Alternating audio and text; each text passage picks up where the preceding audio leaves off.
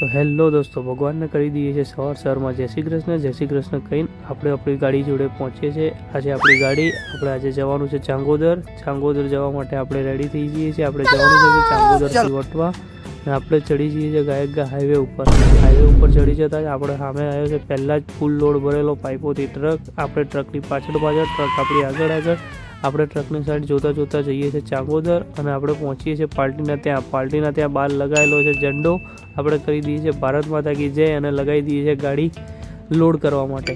ક્રેનવાળા ભાઈ એમનું કામ ચાલુ કરી દે છે અને થોડી વારમાં ક્રેનવાળા ભાઈ આપણને ગાડી લોડિંગ કરી આપશે એટલે આપણે પછી જઈશું। ક્રેનવાળા ભાઈએ ગાડી લોડિંગ કરી દીધી છે અને પાર્ટી મંગાવી દીધી હતી આપણા માટે કોફી અને સેન્ડવિચ। આપણે કોફી અને સેન્ડવિચ ખાઈને ફટાફટ નીકળી જઈએ છીએ ગાડી અનલોડ કરવા માટે। ગાડી આજે આપણે અનલોડ કરવાની છે કઠવાડા GIDC।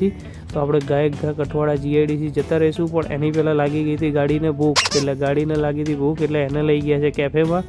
એને કેફેમાં લઈ જઈને એને પીવડાવી છે કોલ્ડ કોફી। ગાડીને કોલ્ડ કોફી પીવડાવીને આપણે જઈએ છીએ પાછા પાર્ટીને ત્યાં માલ અનલોડ કરવા માટે।